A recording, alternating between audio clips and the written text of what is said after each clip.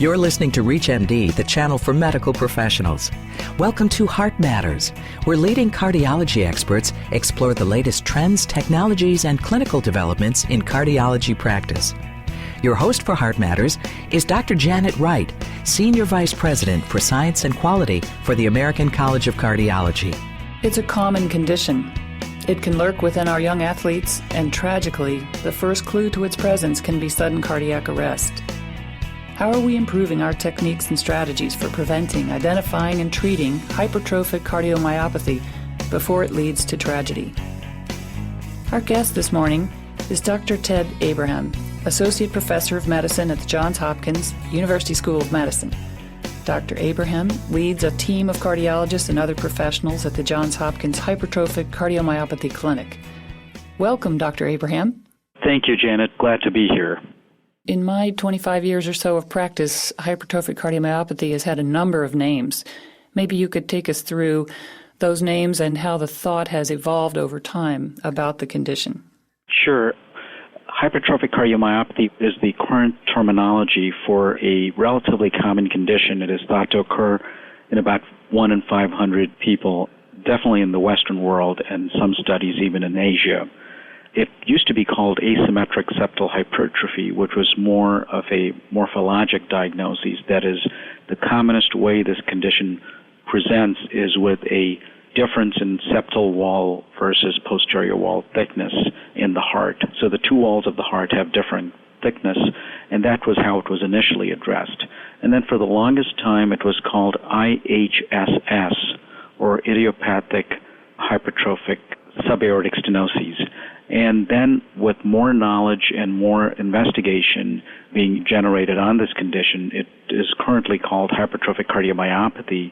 Also, a recent addition to our knowledge of this condition is the fact that it is mostly a genetic disorder and it is often familial. I would guess that part of the reason we've learned so much about this condition is the advent of echocardiography. Absolutely. So prior to echocardiography, angiography was a common way of diagnosis. On angiography, you could see the very hypertrophied or thickened septum and often the opposing wall constricting the dye as it entered the ventricle. So that was how it was initially diagnosed. But very often, if there was no significant hypertrophy, it could have been missed with angiography. With the advent of echocardiography approximately 50 years ago, and the ability to look at the heart non-invasively repeated numbers of times, we were able to capture a lot more of this condition. And perhaps you could, I guess I'm looking for clues as to why there has been an evolution in thought about this disease. We've been able to image it increasingly accurately, but the physical exam, maybe you could spend a minute or two on the physical exam in patients. And I realize, as do our listeners, that this disease is a spectrum.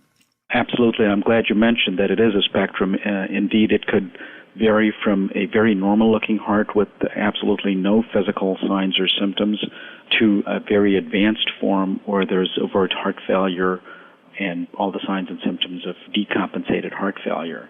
The commonest physical exam sign is a systolic murmur, usually heard along the sternal border. Because of its location and the fact that it's a systolic murmur, it is often confused for a physiologic or a functional murmur. I see approximately 1 to 2 patients a day, every single day of the week, with this condition, and I would say that in about 70% of them, they've been diagnosed with a murmur as a child or as a young adult, and they've been told that this is a benign murmur. The other physical signs are primarily if they go into heart failure. Without that, for most part, the primary physical sign would be the systolic murmur. Now, there are some characteristics of that murmur that are important to note. One is it's extremely harsh. It could be conducted up to both carotids. It is mostly located on either side of the sternum. It gets worse or intensifies with expiration or after a Valsalva maneuver. That's because the dynamic obstruction gets worse.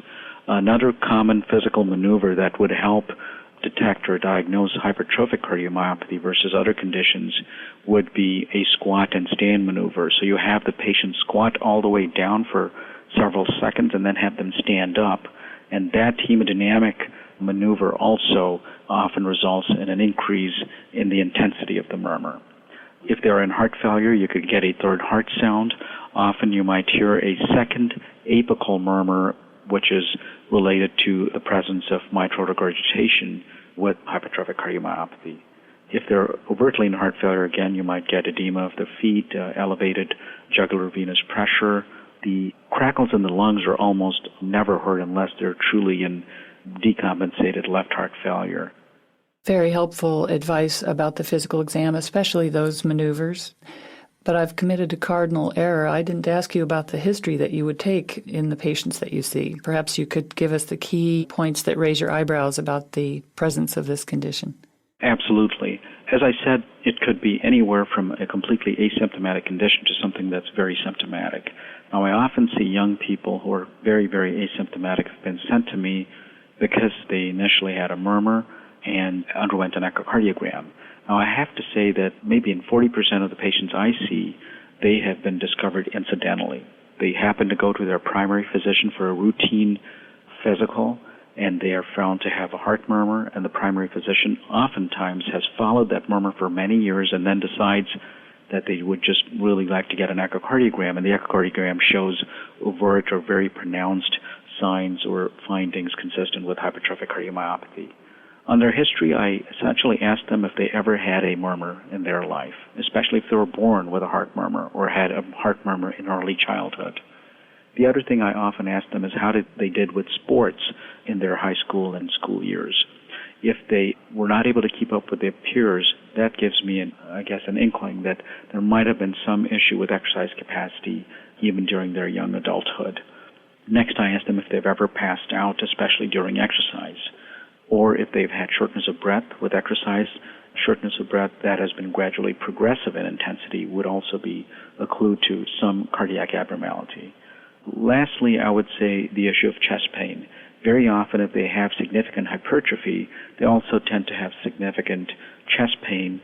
Again, chest pain and shortness of breath are two symptoms that seem to get worse with time and with increasing levels of hypertrophy. So if someone tells me that they had chest pain walking a mile and now they get it walking up a flight of stairs or walking 2 blocks, then that heightens my suspicion and also makes me look at their echocardiogram in a more thorough fashion to make sure they don't have something like HCM. If you're just joining us, you are listening to Heart Matters on ReachMD, the channel for medical professionals. I'm your host, Dr. Janet Wright. Our guest today is Dr. Ted Abraham, Associate Professor of Medicine at the Johns Hopkins University School of Medicine. We're discussing hypertrophic cardiomyopathy. Ted, we were reviewing the clues that are in the history, patient's history, that could tip you off to the presence of hypertrophic cardiomyopathy. What about family history? Family history is very critical, and I'm glad you touched upon that. After I take their current history, I always ask them if anybody in their family actually carried a diagnosis of either IHSS or HCM. And I'd say in about half my patients, they do give a history of HCM. Very often, it's the unfortunate history of a sibling or a parent having actually died of HCM. So family history is very important. Now, if they do not give me a direct history of HCM, I ask them if anybody in their family died of heart disease or ever complained of chest pain, if they were ever diagnosed with a myocardial infarction, or if they died suddenly that or unsuspected. Very often we get young adults who are sitting at the breakfast table or at work and who just collapse and have a sudden cardiac arrest or a sudden death episode. And hypertrophic cardiomyopathy often presents with sudden cardiac death. In fact, in folks less than 30 years of age, the commonest cause of sudden cardiac death is HCM. Are there genetic counseling approaches now that are recommended for affected families?